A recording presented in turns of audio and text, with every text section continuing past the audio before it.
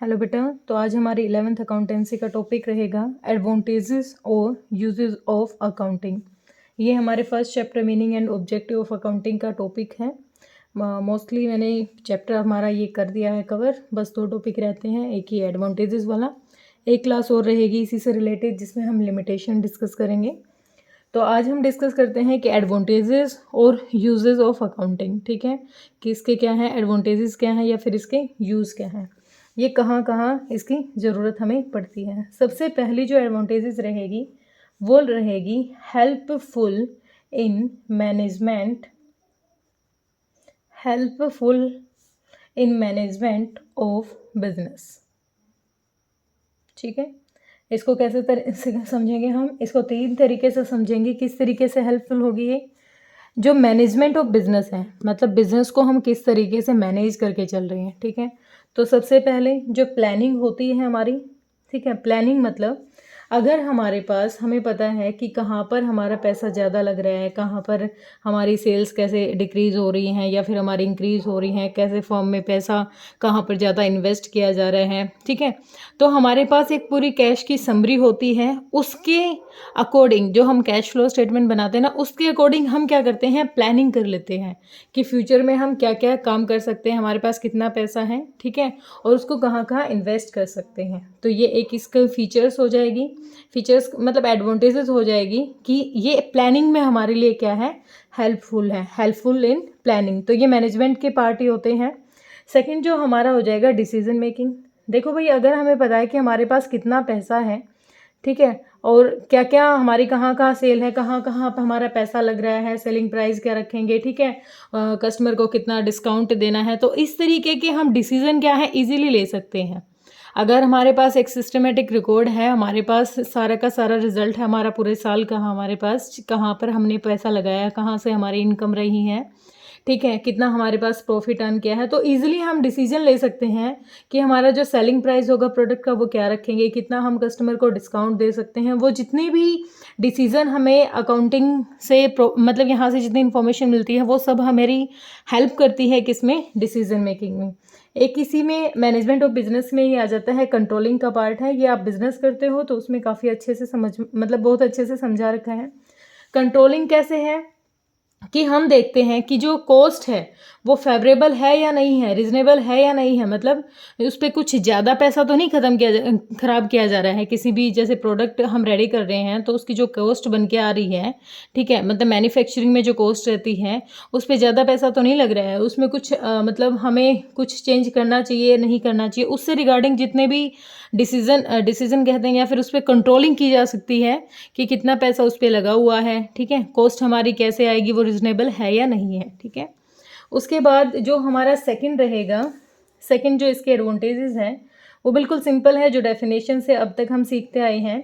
Provides complete and systematic records, complete and systematic records, ठीक है। इसमें हमारे पास जितने भी, देखो ये मैंने आपको बिल्कुल फर्स्ट क्लास से समझाना शुरू किया था कि बेटा अकाउंटिंग है क्या, अकाउंटिंग है क्या, अकाउंटिंग जो जितनी भी ट्रांजेक्शन्स होती हैं जो मनी की फॉर्म में भी होती हैं और वो बिजनेस रिलेटेड भी होती हैं, जितनी भी ट्रांजेक्शन्स होती हैं उनका एक सिस्टमेटिक रिकॉर्ड हो जाता है हमारे पास, ठीक है, उनको बिल्कुल एक ट्रू पिक्चर हमारे सामने आ जाती है कि हाँ भाई कहाँ पर कितना पैसा आया है, ठीक है, कहाँ से कितना पैसा गया है, कितनी सेल्स हैं, कितने परचेजेस हैं, एक बिल्कुल ट्रू पिक्चर हमारे सामने आ जाती है। हम कह सकते हैं बिल्कुल कंप्लीट और एक सिस्टमेटिक तरीके से, ठीक है, वो हमें क्या है रिकॉर्ड प्रोवाइड किए जाते हैं अकाउंटिंग से, मतलब हमें मिलते हैं, ठीक है।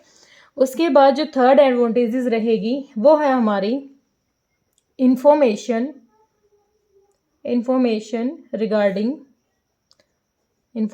Regarding profit and loss. अब देखो ये भी बहुत अच्छा यूज़ कह सकते हैं हम कि जो भी इंफॉर्मेशन होगी वो इंफॉर्मेशन हमें मिल जाएगी किससे रिगार्डिंग, जो प्रॉफिट और लॉस से है। मतलब जब हम प्रॉफिट एंड लॉस अकाउंट तैयार करते हैं इसमें, तो इससे हमें नेट प्रॉफिट, ठीक है, नेट प्रॉफिट या फिर नेट लॉस पता चल जाता है कि जो भी बिजनेस कहूँ या फिर मैं जो भी हमारा कोई भी एंटिटी है, ठीक है, उसमें पूरे साल में लास्ट में जब हम अपना पूरा फाइनल अकाउंट्स रेडी करते हैं तो उसमें पता चल जाता है कि with in the year net profit या फिर नेट लॉस एग्जैक्ट है कितना। ठीक है, ये भी इसकी एक क्या है, बहुत अच्छी एडवांटेजेस है। उसके बाद है इंफॉर्मेशन रिगार्डिंग, इसी का पॉइंट है, इसी की तरीके से है बेटा ये भी, इंफॉर्मेशन रिगार्डिंग फाइनेंशियल पोजीशन। मैंने आपको बताया है कि जो हमारी अकाउंटिंग है उसमें हम फाइनल अकाउंट्स बनाते हैं। ठीक है, क्या बनाते हैं हम, फाइनल अकाउंट्स बनाते हैं, जिसमें हम क्या बनाएंगे, ट्रेडिंग बनाएंगे, पीएनएल बनाएंगे और बैलेंस शीट बनाएंगे। तो फाइनेंशियल पोजीशन किस में शो होगी हमारी, फाइनेंशियल पोजीशन कहाँ शो होती है, बैलेंस शीट में। ठीक है, बैलेंस शीट से हमारी फाइनेंशियल पोजीशन हमें पता चलती है।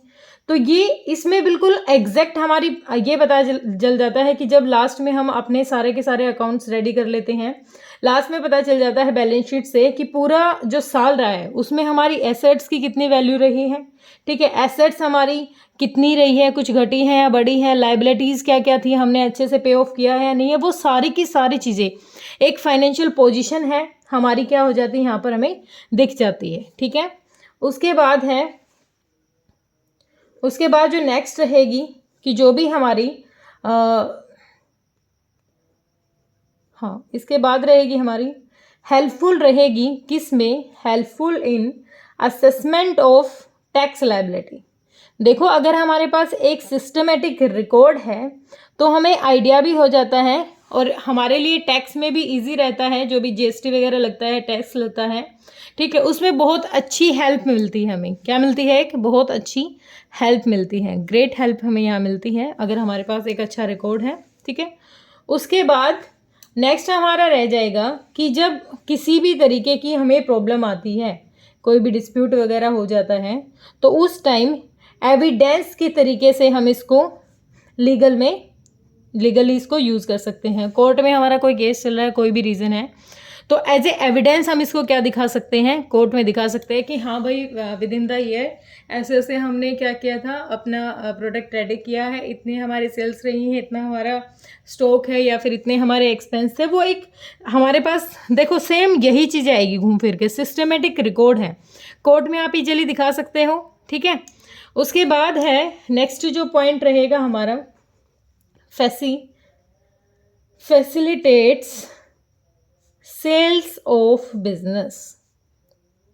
ठीक है, देखो ये किस तरीके से है, ये आप समझ सकते हो कि जो हमारा बिजनेस है, ठीक है, अगर हमें उसको बेचना पड़ जाए, ठीक है, तो हम इजीली यूटिलाइज कर सकते हैं कि उसका हम प्राइस क्या रख सकते हैं। ठीक है, हमारा जो बिजनेस है उसकी गुडविल क्या है, हमारे बिजनेस से हमें प्रॉफिट कितना हुआ है, तो जो सेल्स ऑफ बिजनेस है हम उसका इजीली क्या कर सकते हैं, यहाँ पर हम बस इतना कह सकते हैं कि एक जो प्रॉपर प्राइस कह सकते हैं, किसका, परचेज का। ठीक है, प्रॉपर प्राइस पता रहेगा। उसके बाद है भाई हेल्पफुल इन रेजिंग लोन्स। अब हमारी कंडीशन कैसी है, मैं बैंक में पैसा लेने चली जाऊं और मेरा बिजनेस बिल्कुल भी time to time debt cover नहीं कर रहा है, ठीक है, बिल्कुल टाइम टू टाइम मतलब उसकी सिचुएशन अच्छी नहीं है, वो पैसा लेगा तो वो टाइम टू टाइम पे नहीं कर पाएगा, तो बैंक बिल्कुल भी लोन नहीं देगा। तो ये अगर मेरी यहाँ पर एक सिस्टमेटिक रिकॉर्ड हो और दिख रहा है अच्छे से, यूजर्स को भी पता है, जो एक्सटर्नल यूजर होते हैं या फिर जो भी पार्टी इंटरेस्टेड होती है उनको पता है कि इसकी फाइनेंशियल कंडीशन अच्छी है, ये टाइम टू टाइम अपनी डेट कवर कर रहे हैं, तो वो क्या करेगा, हमें लोन हमें इजीली वहाँ से मिल जाएंगे। ठीक है बेटा, उसके बाद है ये कैसे हेल्पफुल है, ये पार्टनरशिप में भी हेल्पफुल है। पार्टनरशिप में कैसे, 12th में आओगे जब आप अच्छे से पार्टनरशिप अकाउंट्स पढ़ोगे कि पार्टनरशिप एक पूरी बुक है हमारे पास पार्टनरशिप से रिलेटेड। ठीक है, तो पार्टनरशिप में कैसे हेल्पफुल है, अगर हमारे पास पूरा रिकॉर्ड है तो कोई एडमिशन होता है पार्टनर का, किसी की रिटायरमेंट होती है, कोई डिसोल्यूशन होता है फर्म का, या फिर गुडविल को रिवैल्यू किया जा सकता है, अगर हमारे पास प्रॉपर रिकॉर्ड है तो इजीली उनका ट्रीटमेंट हो सकता है। ठीक है, उसके बाद मैं कहूँ तो ये क्या होगा, फ्रॉड्स वगैरह का पता लग जाएगा इससे हमें। ठीक है, helpful in prevention and detection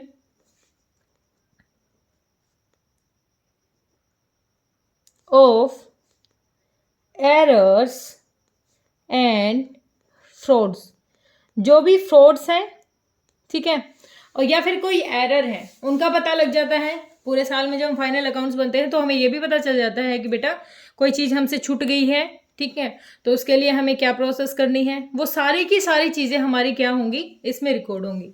दोबारा से बता देती हूँ, हम पढ़ रहे हैं एडवांटेजेस और यूजेस ऑफ अकाउंटिंग। अकाउंटिंग के एडवांटेजेस क्या है या फिर उसके यूजेस क्या है। सबसे पहला, helpful in management of business. किस में हेल्पफुल है? मैनेजमेंट मतलब बिजनेस को कैसे मैनेज किया जाएगा, ठीक है। अब बिजनेस में अगर अच्छे से हमें पता है कि लास्ट ईयर हमें कितना प्रॉफिट हुआ है, कितना लॉस हुआ है, तो हमारी प्लानिंग में हेल्पफुल है, ठीक है। कहीं ना कहीं हम अच्छे डिसीजन ले सकते हैं कि हम भाई इस साल अपना कितना सेल प्राइस रखेंगे, यहाँ पर सेलिंग प्राइस कितना रखेंगे, या फिर हम अपने कस्टमर को डिस्काउंट दे सकते हैं, नहीं दे सकते हैं। कंट्रोलिंग में भी हेल्पफुल है। कंट्रोलिंग में कैसे हेल्पफुल है? हमें ये पता चल जाएगा कि जो कॉस्ट है उस पर ज़्यादा पैसा तो नहीं लग रहा है, ठीक है। उसके बाद है provide complete and systematic record. ये हम स्टार्टिंग से पढ़ते आ रहे हैं, जब से हमने डेफिनेशन पढ़ी है कि ये बिल्कुल कंप्लीट और सिस्टमेटिक रिकॉर्ड है ये, ठीक है। इंफॉर्मेशन रिगार्डिंग प्रॉफिट और लॉस, इंफॉर्मेशन मिल जाती है क्योंकि यहाँ से हमारा नेट प्रॉफिट और नेट लॉस निकलता है पीएनएल अकाउंट से, ठीक है। तो ये इसमें भी हेल्पफुल है कि एग्जैक्ट जो हमारा प्रॉफिट है वो निकल के आ जाएगा, पता चल जाएगा कि पूरे साल में हमारा प्रॉफिट क्या रहा है, ठीक है। जितने भी हमारे एक्सपेंस है या जितने भी इनकम्स थे उनके बाद हमारा जो नेट प्रॉफिट निकल के आया वो क्या है। Information regarding financial position. हाँ, फाइनेंशियल पोजीशन कैसे, मतलब हम ये भी तो कंपेयर भी तो कर सकते हैं, कंपेरेटिव भी तो होता है ये कि भैया हमें पता चल जाएगा कि लास्ट ईयर से और अब इस साल में हमें कितना प्रॉफिट हुआ है, ठीक है। वो प्रॉफिट हुआ है या फिर हमारा जो बिजनेस है उसने प्रोग्रेस की है या नहीं की है, तो हमारी फाइनेंशियल पोजीशन पता चल जाएगी कि हम एट प्रेजेंट कहाँ स्टैंड कर रहे हैं। Helpful in assessment of tax liability. Time to time जो हम टैक्स पे करते हैं, जो हमें टैक्स पे करना पड़ता है, जीएसटी हो या फिर टैक्स हो, उसमें हेल्पफुल हो जाएगा क्योंकि एक प्रॉपर रिकॉर्ड रहेगा तो इजीली हमें पता चल जाएगा ज़्यादा पैसा पे नहीं करना, कम नहीं करना, वो सारी चीज़ें एग्जैक्ट मिल जाएंगी, ठीक है। अगर कोर्ट में कोई केस चला गया किसी भी रीजन से, हमें कोर्ट में एज ए एविडेंस दिखा सकते हैं हम अपना कि भाई हाँ हमने अच्छे से, इतनी हमारी कॉस्ट आई थी, इतना हमारा सेल प्राइस था, वो सारी चीज़ें हम इजीली दिखा सकते हैं, इतना हमें प्रॉफिट हुआ है। उसके बाद फैसिलिटेट सेल ऑफ बिजनेस। देखो, सेल ऑफ बिजनेस का मतलब यहाँ कह सकते हो इनकेस आप अपना बिजनेस आपको सेल करना पड़ जाए तो आपको पता रहेगा कि उसका परचेज प्राइस क्या है, ठीक है, ठीक है। किसी भी बिजनेस का सेल करने की बात आती है, सोल्ड की बात आती है, तो उसका परचेज प्राइस पता चल जाता है। Helpful in raising loans. Raising loans का मतलब यहाँ पर है कि जब आप कहीं से पैसा उठाना चाहते हो, उधार में पैसा ले रहे हो किसी से, तो उसमें हेल्पफुल है। अगर हमारी फाइनेंशियल पोजीशन अच्छी है, हम अपनी debt time to time cover कर रहे हैं, तो कहीं भी किसी भी बैंक से हम लोन ले सकते हैं, ठीक है। Helpful in partnership account. Partnership accounts का मतलब होता है बेटा कि अगर मेरे पास सिस्टमेटिक रिकॉर्ड है तो किसी भी पार्टनर को मैं एंट्री दे सकती हूँ, ठीक है। कोई भी पार्टनर आएगा, उसके पास एक अच्छा खासा रिकॉर्ड दिखेगा, हाँ भाई इसकी कंडीशन अच्छी है, मैं यहाँ पैसा लगा सकता हूँ, मुझे फायदा होगा। या फिर फर्म का डिसोल्यूशन हो, ठीक है, या फिर रिटायरमेंट हो किसी पार्टनर की, वो सारी चीज़ों के लिए ये हमें हेल्पफुल रहेगा। लास्ट में कोई एरर हो, ठीक है, या कोई फ्रॉड हो, उनको भी इजीली हम कवर कर लेते हैं। लास्ट में हमें पता चले कि कुछ चीज़ें हमसे छूट गई हैं तो भी इजीली हम उनका ट्रीटमेंट कर सकते हैं। तो होप बेटा आपको वीडियो पसंद आई होगी। अगर आपको वीडियो पसंद आई है तो लाइक एंड सब्सक्राइब कीजिए। Thank you so much.